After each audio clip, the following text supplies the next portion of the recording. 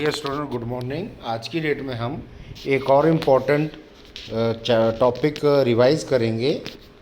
Chapter का नाम है थर्मोडायनेमिक्स और टॉपिक है हमारा Carnot cycle and its efficiency. Carnot cycle और एफिशिएंसी बताने से पहले थोड़ा बहुत मैं आपको साइक्लिक प्रोसेस के बारे में बता देता हूँ।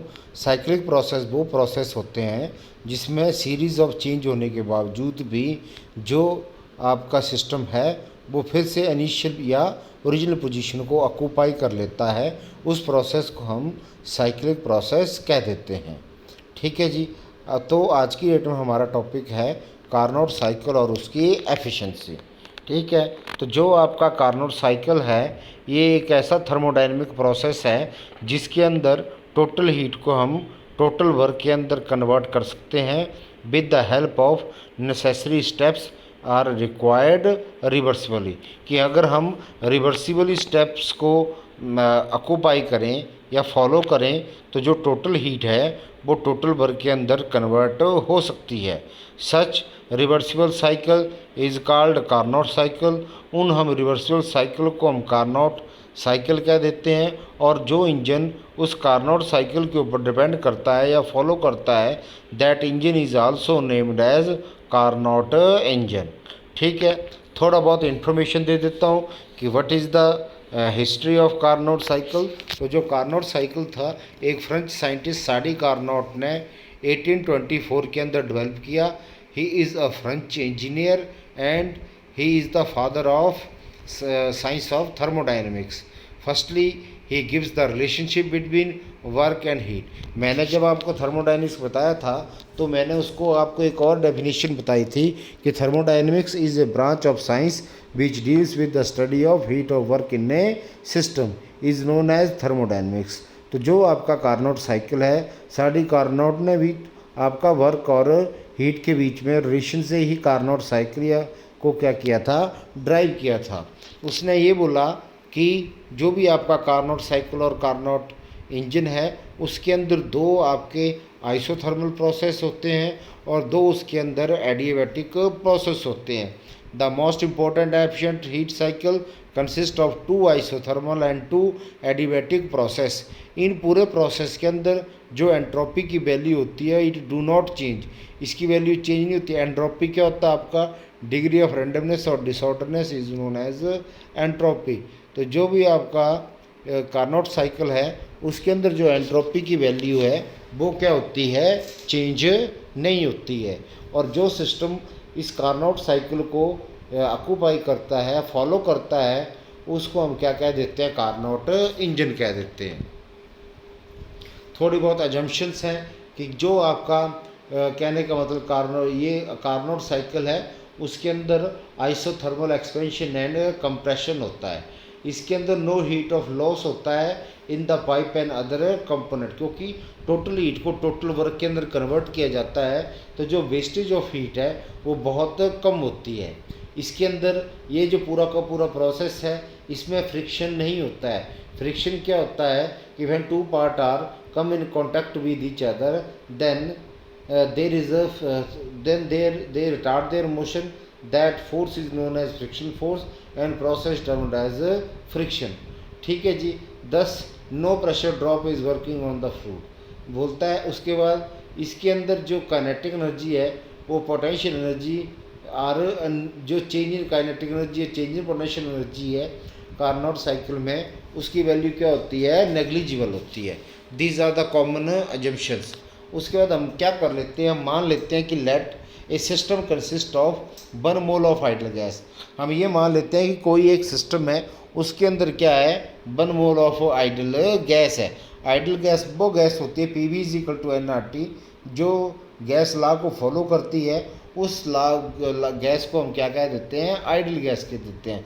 आइडल गैस क्या होती है, P V equal to NRT is the required ideal gas equation. तो हम ये मान लेते हैं कि let a system consist of 1 mole of ideal gas filled in a cylinder with insulated and filled with a frictionless piston। हम मान लेते हैं कि कोई एक सिलेंडर है उसके अंदर आपने 1 मोल ऑफ गैस ले रखी है और उसके ऊपर क्या लगा, उसका जो बाहर का पोर्शन है वो क्या है, इंसुलेटेड है, और उसके ऊपर क्या लगा पड़ा है, फ्रिक्शनलेस पिस्टन लगे हुए हैं। तो ये क्या है, generally it is the diagram of Carnot cycle. ये जो हमारा प्रोसेस है एक से लेके 2 के बीच में, ये आपका क्या है, आइसोथर्मल है। जो आपका 2 से 3 के बीच में ये आपका एडियाबैटिक है। आपका 3 से 4 के बीच में ये आपका आइसोथर्मल है, और आपका 4 से 5 के बीच में ये आपका क्या है, एडियाबैटिक है। अच्छा, इसमें ये बताना चाहता हूँ कि जो आपका 1 से 2 के बीच में ये क्या है, it is a graph which is plotted against pressure and volume. इस साइड में आपका प्रेशर इंक्रीज कर रहा है, इस साइड में आपका क्या कर रहा है, वॉल्यूम इंक्रीज कर रहा है। तो जो आपका पहले से जो दूसरी कर्व है उसमें आपका क्या हो रहा है, आइसोथर्मल है, यानी इस केस में टेम्परेचर की वैल्यू आपकी क्या है, कांस्टेंट है, और इसके अंदर क्या है, जो वॉल्यूम की वैल्यू क्या कर रही है, इंक्रीज कर रही है। It means that there is a expansion of gas. तो जो आपका 1 to 2 है वो आपका क्या है, ये आपका क्या है, आइसोथर्मल एक्सपेंशन है। आपका 2 से 3 के बीच में आपका ये क्या है, एडियाबैटिक है, इसके अंदर नो हीट कंटेंट है। ऑटोमेटिकली क्या होगा, इस केस के अंदर जो आपका सिस्टम है वो क्या करेगा, ये भी आपका क्या कर रहा है, एडियाबैटिक एक्सपेंशन कर रहा है, इसके अंदर थोड़ा बहुत क्या करेगा, एक्सपेंड करेगा। जो आपका 3 से 4 है इसके अंदर आपका क्या हो रहा, आइसोथर्मल कंप्रेशन, क्योंकि कम हो रहा, और ये जो पोर्शन है ये आपका क्या है, आइसोथर्मल एडियाबैटिक कंप्रेशन है। तो जो आपका प्रोसेस 1 है, आपका जो वर्क 1 होगा, कहने का मतलब वो आपका जो वर्क 1 है वो आपका आइसोथर्मल एक्सपेंशन है। उसके बाद आपका आइसोथर्मल एडियाबैटिक एक्सपेंशन है, फिर आपका आइसोथर्मल कंप्रेशन है, और लास्ट में आपका क्या, एडियाबैटिक कंप्रेशन है। हम क्या करते हैं, ये आपका क्या है, सिंपल डायग्राम ऑफ सिलेंडर है। सबसे पहले हम क्या करते हैं, फर्स्ट पोजीशन में आइसोथर्मल एक्सपेंशन के अंदर हम जो आपका इंजन जो आपका सिलेंडर होता है जिसके ऊपर फ्रिक्शनलेस पिस्टन लगे हुए हैं, जिसके ऊपर फ्रिक्शनलेस पिस्टन लगे हुए हैं, उसको हम किसके ऊपर रख देते हैं, सोर्स के ऊपर रख देते हैं। सोर्स क्या होता है, हाई टेम्परेचर रिसीवर, ऑटोमेटिकली वो क्या करता है, हीट को गेन कर लेता है, और उससे क्या होता है, जो पूरा का पूरा पोर्शन है गैस का, उसका क्या होता है, एक्सपेंशन होता है। सेकंड केस में हम ये जो हमारा एक्सपेंशन वाला पोर्शन था इसको हम इंसुलेटर के ऊपर रख लेते हैं, इसके अंदर भी थोड़ी बहुत हीट क्या होती है, रिलीज़ होती है। उसके बाद हम इसको किसके ऊपर रख देते हैं, इसको फिर से हम सिंक के ऊपर रख देते हैं। Sink are the low temperature receiver, और लास्ट में हम इसको रख देते हैं इंसुलेटर के ऊपर रख देते हैं, जिसे हम क्या कह देते हैं, these are the diagrams which is used in Carnot cycle. तो सबसे पहले इसको सॉल्व करने के लिए मैं इसको स्टार्ट करता हूँ। पहला जो प्रोसेस हमारा वो आपका आइसोथर्मल रिवर्सिबल एक्सपेंशन है, दूसरा हमारा एडियाबैटिक रिवर्सिबल एक्सपेंशन है, तीसरा हमारा आपका आइसोथर्मल रिवर्सिबल कंप्रेशन है, और चौथा हमारा एडियाबैटिक रिवर्सिबल कंप्रेशन है। तो हम सबसे इसको सिंपल से स्टार्ट कर लेते हैं कि सबसे पहले मान लेते हैं कि सिलेंडर के अंदर 1 मोल ऑफ हाइड्रोजन गैस थी, जिसका वॉल्यूम स्टार्टिंग में B1 था, ठीक है जी, is placed on the source. उसको हम किसके ऊपर रख देते हैं, सोर्स आपका क्या होता है, हीट रिसीवर टेम्परेचर या हाई टेम्परेचर रिसीवर। उससे क्या होता है, गैस उस हीट को ऑब्जॉर्व करती है, और ऑटोमेटिकली अंडरगो क्या होता है, isothermal reversible expansion of volume.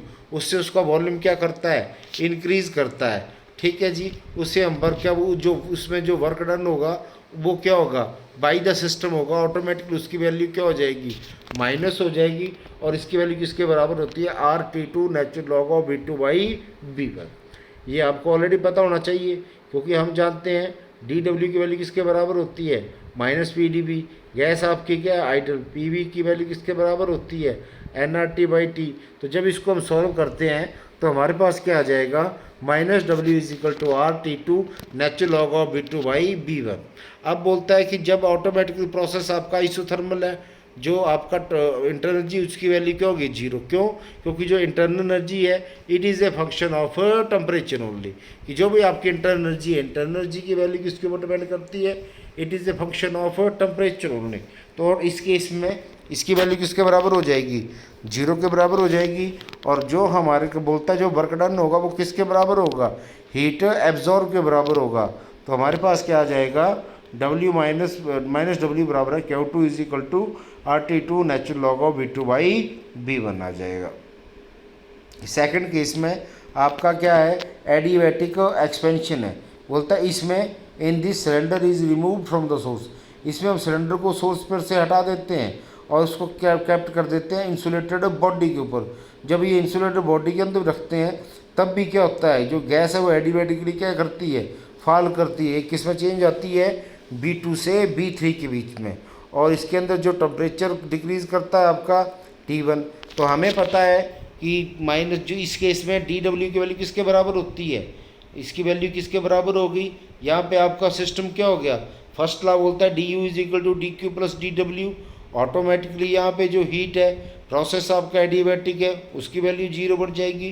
तो DU की वैल्यू किसके बराबर बन जाएगी, DW के बराबर बन जाएगी। तो हम जानते हैं कि CB की वैल्यू किसके बराबर होती है, DU/DT के बराबर होती है। तो DU की बराबर वैल्यू किसके बराबर हो गई, CB इंटू DT हो गई। ऑटोमेटिकली जब इसको हम सॉल्व करते हैं तो हमारे पास आ जाता है -W2 बराबर है CB T1 minus T2, that is -CB T2 minus T1। फिर हमारा थर्ड स्टेप क्या है, आइसोथर्मल कंप्रेशन। अब हम क्या करते हैं कि जो पूरा का पूरा सिस्टम है उसको हम किसके ऊपर रख देते हैं, इंसुलेटेड बॉक्स के ऊपर रख देते हैं। और जब इंसुलेटेड बॉक्स के ऊपर रख देते हैं जिसका टेम्परेचर क्या है, सिंक का टेम्परेचर है, और यहाँ पे सिंक क्या है, आपका लो टेम्परेचर रिसीवर है। ऑटोमेटिकली जितनी पहले उसकी हीट थी वो क्या करेगी, इसके अंदर फॉल करेगी। तो ऑटोमेटिकली इस केस में W3 की वैल्यू किसके बराबर होती है, RT1 natural log of V4/V3 आ जाएगा। अच्छा, लास्ट में आपका क्या आता है, एडियाबैटिक क्या आ जाता है, कंप्रेशन आ जाता है। In this step cylinder is removed from sink and placed in the instead of base and the gas completed along with curve DA, the volume of reduce from B to B4 and the temperature of the gas remain from T1 से T2। तो जब आपका adiabatic compression की बात आती है तो हम क्या करते हैं, जो सिलेंडर होता है उसको हम किसके ऊपर रख देते हैं, सिंक के ऊपर रख देते हैं। सिंक आपका क्या होता है, लो टेम्परेचर रिसीवर होता है। ऑटोमेटिकली जो वॉल्यूम उसका क्या करेगा, सिंक के अंदर से टेम्परेचर क्या होगा, वैल्यू कम होगी। और जब टेम्परेचर की वैल्यू कम होती चली जाएगी तो वॉल्यूम की वैल्यू क्या करेगी, रिड्यूस करेगी। तो इस केस में W4 की जो वैल्यू है वो CB T2 माइनस T1 के बराबर आती है। एज द रिजल्ट हम जानते हैं जो नेटवर्क डन होगा वो इन चारों के चारों सिस्टम के किसके टोटल के बराबर होगा। As the result these 4 operation the system return to the original state and the reversible cycle is completed and the total work done in the cycle is given by W बराबर है -W1 plus -W2 plus W3 into W4। Minus minus represent work done by the system. System जो है उसको बाहर से कोई external agency के कारण वो क्या कर रहा है, चेंज कर रहा है। लास्ट में जब हम इसकी इनको वैल्यू को आपस में क्या करते हैं, ऐड करते हैं, तो हमारे पास -CB T2 minus T1 plus T2 minus T1 की वैल्यू कैंसिल हो जाती है। हमारे पास क्या आ जाता है, W is equal to RT2 natural log of V2/V1 plus RT1 natural log of V4/V3। फिर ये हमारे पास नेट जो हीट ऑब्जर्व है उसकी वैल्यू किसके बराबर है, Q2 प्लस माइनस Q2। तो क्या बन जाए, Q2 is equal to RT2 natural log of V2/V1 plus RT1 natural log of V4/V3 आ जाएगा। एक हमारे पास एक्सप्रेशन पढ़ा था हमने कि calculation of work heat in adiabatic reversible expansion of an ideal gas. तो हमारे पास एक रिलेशन था कि TB gamma -1 is equal to constant, where gamma is a ratio of CP/CB। जो आपकी CP और CB की रेशो है उसको हम क्या बोल देते हैं, गामा बोल देते हैं। तो हमारे पास क्या आ जाएगा, TB gamma -1 is equal to constant quantity. जब अगर हम इसको दो इक्वेशन के लिए मैं सॉल्व करता हूँ तो T2 V2 गामा -1 बराबर है T1 V3 gamma -1, T2 V1 gamma -1 बराबर है T1 V4 इंटू गामा -1। जब इन दोनों इक्वेशन को हम क्या कर देते हैं, आपस में डिवाइड करते हैं तो हमारे पास आ जाता है कि जो B4/B3 है उसकी वैल्यू B1/B2 के बराबर होती है। इस इक्वेशन को हम वर्क के अंदर पुट कर देते हैं। हमारे पास क्या बन गया, RT2 natural log of B2/B1 plus RT1 natural log of B1/B2 automatically है। इस केस में अगर हमें वैल्यू को देखना है तो हम इस वैल्यू को नेगेटिव लगा के इनको ऊपर नीचे ले जाएंगे तो क्या बन जाएगा, RT2 natural log of B2/B1 minus RT1 natural log of B2/B1। तो हमारे पास सॉल्व करने की वैल्यू आ गई W बराबर RT2 minus T1 natural log of B2/B1। This is the required work done by the Carnot cycle. अच्छा, उसके बाद बोलता है कि it is required work done by the Carnot cycle. बोलता है the efficiency of the Carnot cycle, जो efficiency है कार्नोट साइकिल की, it is defined as it is the ratio of work done by the system to the amount of heat absorb bye the system. तो कहने का मतलब क्या, नीटा की value किसके बराबर होती है, W/Q2 के बराबर होती है। तो हमें पता है Q2 की वैल्यू क्या, RT2 natural log of B2/B1 आ जाएगा। तो इसको हम आपस में सॉल्व करते हैं। Eta is equal to RT2 minus T1 divide by natural log T2 minus T1 natural log T1। Automatically क्या आ जाएगा, हमारे पास क्या आ गया कि eta is equal to T2 minus T1 divide by T2। It is the required efficiency of the Carnot cycle.